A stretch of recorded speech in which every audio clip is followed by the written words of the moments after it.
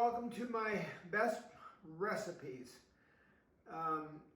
Today I'm going to make gluten-free pizza. And I'm going to try to use as many organic ingredients as possible. Sometimes it's difficult to get organic stuff.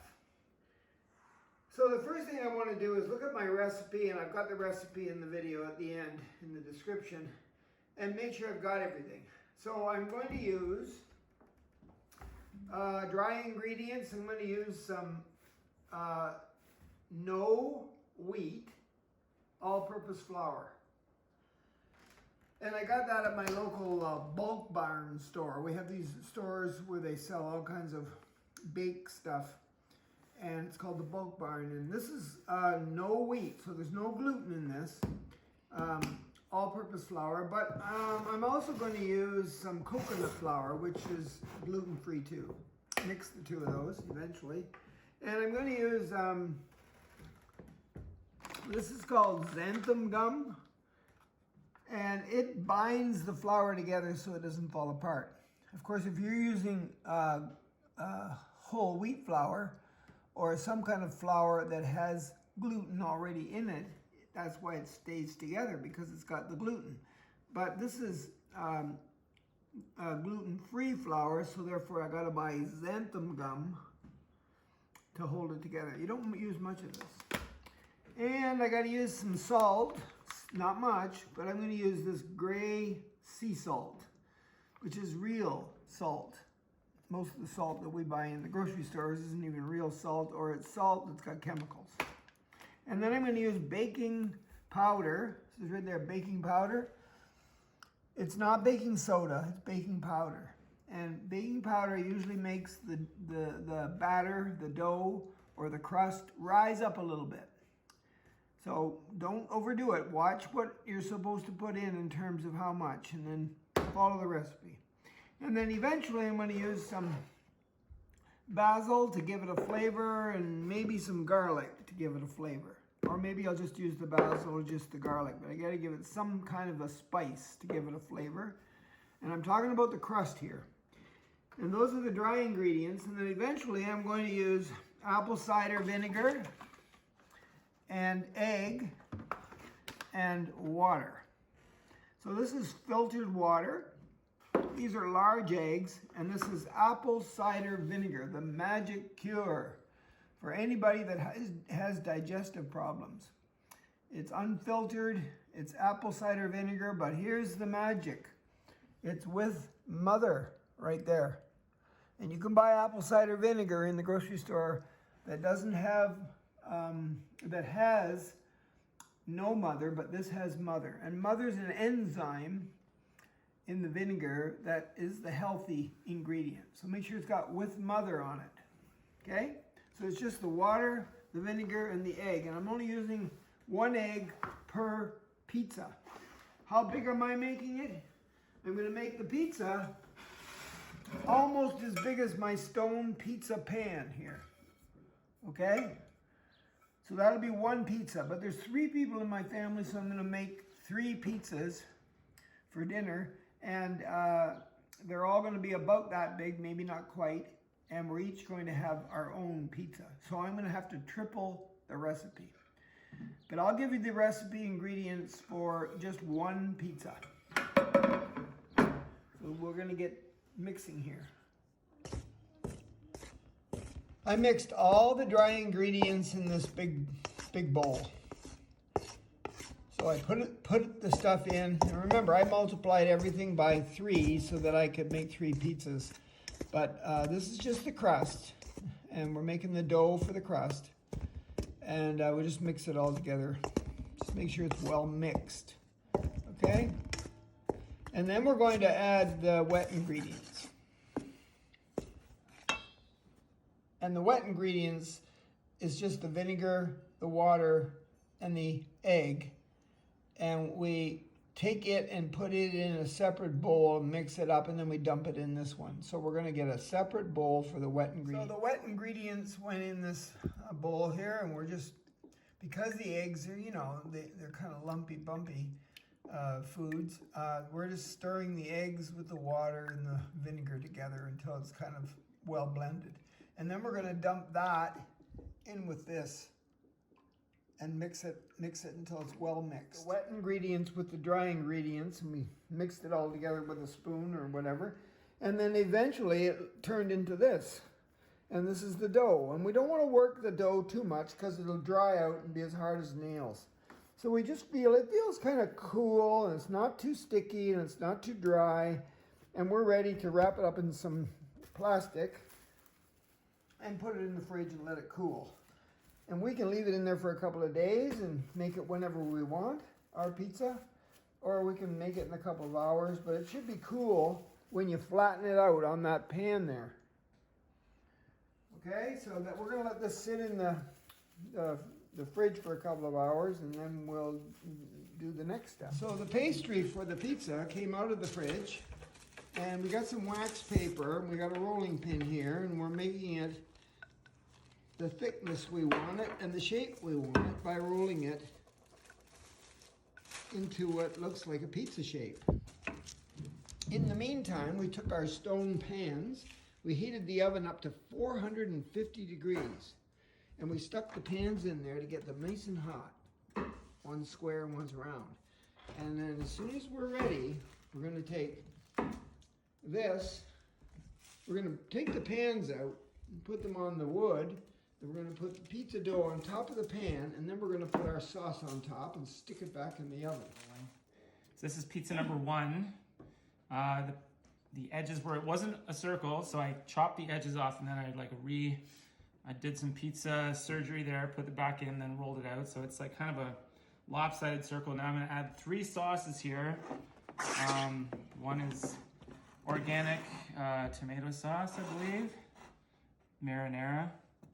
And we've got some Neal Brothers Robust Red Pepper pasta sauce. And then I found some barbecue sauce. So 3 sauces. Gonna give that a try. Ready? So three sauces. I don't really know how much sauce to put on, but this seems like maybe this is a appropriate amount of sauce. I'll just spread it out. I just kind of dumped it on there, so not too technical. And now, spreading it as evenly as I can across this pizza. I think that looks okay. And then what are you gonna do with the pizza? Put it back in the oven. Right. So I'd say for about 2-3 minutes, let it sit in there and get warm, and cook the what do you call it? The pizza part. Yeah. The pastry part. Yeah. Cook it in Dough. there. The dough. And for 2 or 3 minutes, maybe even 5 minutes, and then you have to look at it and decide, and then bring it back out, and then you're going to put the toppings on. Okay, here comes this thing. So we got one in there, and we're going to bring the pan out that's hot, put it on the wood, and then we're going to put this pizza on top of the pan. Okay. Sort of time that. It'll be 5 minutes in there. Okay, ready? No, turn it over. Turn it over. This person can't eat Tomato sauce. so she's using pesto. She's bought some pesto, organic pesto at the grocery store, and she's spreading that on, and then she's going to stick this whole thing in the oven for about 5 minutes. We basically got the pastry out of the fridge, and we tried to flatten it out, and we used some parchment paper, and we used a rolling pin, and we used saran wrap, and we were flattening it out. And once we got it flat, while we were doing that, these stone pizza pans were heating up in the oven at 450 degrees. So we brought them out and put them on the wood, and then we threw the pizza dough on the stone pan, and then we put our topping on it, and then we threw it back in the oven. This is what they look like. Now, they've been in the oven for 5-10 minutes on these stone pans. That's the pesto one, that's the tomato one. But the oven wasn't hot enough. So I have no patience, so I didn't wait until it was hot enough before I stuck them in.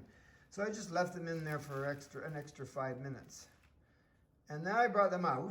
Now I'm going to, when I'm finished getting the toppings on, you can put on whatever you want, but if it's going to be pizza, it's got to have cheese on there. And it should be, what kind of cheese is this? This is mozzarella. Mozzarella but you can use cheese. Parmesan. You could use Parmesan, but mozzarella. Anyway, so once I got my stuff on there, I'm going to stick, they're hot. I can't touch the stone. Whoa.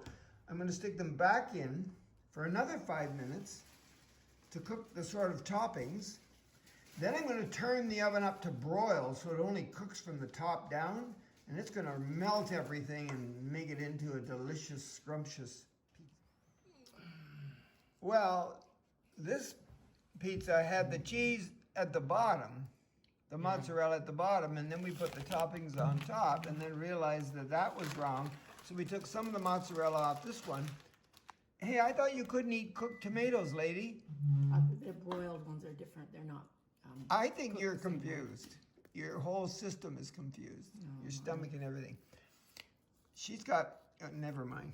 Anyway, so we took some of the mozzarella cheese from this one and we stuck it on top of that one. And then we thought, that's not enough. We should put some Parmesan cheese on. So we grated some of that on top, put it on this one.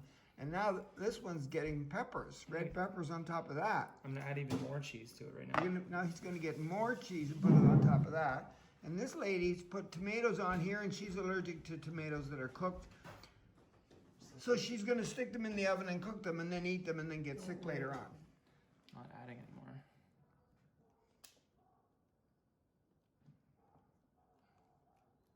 Working on it. They don't look bad though. No.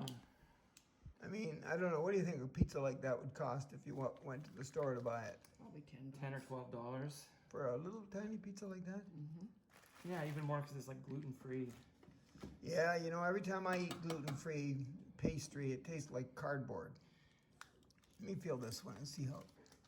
And it's still not cooked. That pastry's not cooked. That's all right. It'll cook. This one's thicker than this one. Okay, a few more shreds here, just to hold things down mainly.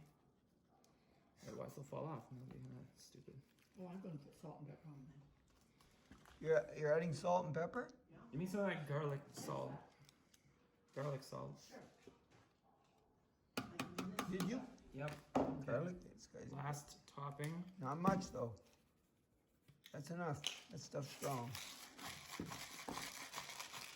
She doesn't even, this lady who's gonna eat this one doesn't even eat pepper because that gives her stomach problems. So here she is with tomatoes that she doesn't eat and pepper on it.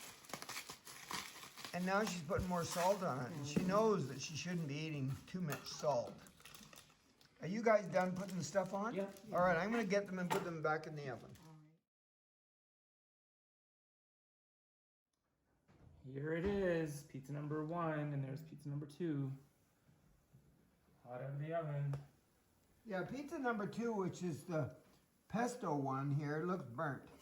And pizza number 1 possibly looks burnt too. I don't know. No. What do you I think? don't think Is it? so. No, it looks fine. Cut it and let's see what happens when you cut it. Okay, I'm just gonna Maybe get, it's not even cooked. I'm trying to get under here.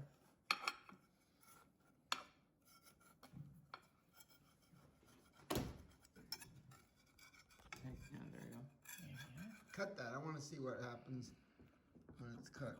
Is that the right knife to cut it with? All right. Can you, I guess you can't scratch this thing, or? No, you can't hurt that. No. No. Okay. Yeah, do 4 is good. Looks fine. There. Can you get one onto that plate? Yeah. What do you think? Does it look raw or it can't be raw? No. It's impossible. Here you go. Eat that piece and try not to burn yourself and let us know.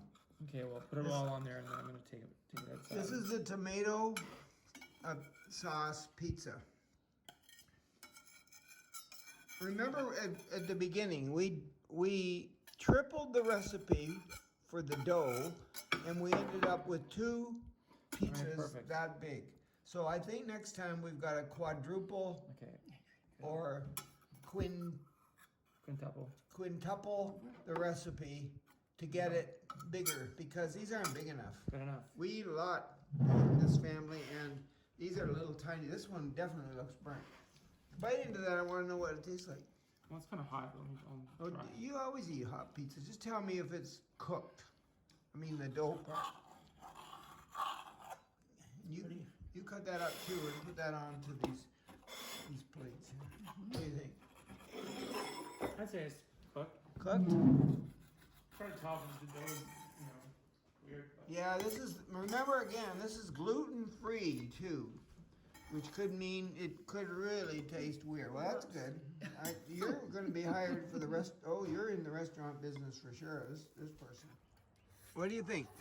mine's good. Is it? What about the pastry? It's like kind of soft. It's not crunchy. It's good though. It's cooked. So maybe if the temperature of the oven had been at 450 and then we put it in for 5 minutes like we were supposed to, it would have made it It could be a little crispier. I guess. crispier. What about your one here, tomato lady? You're not supposed to eat tomatoes. Pesto pizza person. How is it? Yeah, I agree with Dave. What? It could have been cooked. The toppings are good, and this is edible. It's edible. But Do you think it's just still the fact that we're using a gluten-free flour? no? I'm going to show you the crust. And you tell me, people that are watching this, do you think it's cooked? Because maybe it's too thick. You're showing mine. Yeah, yours was thinner. I think this has to be thinner. Hers doesn't even look cooked, that crust. Looks raw. I think if you were on the British Baking Bake-Off show on TV, you would definitely be sent home. Yeah. This video is dedicated to our friend Water.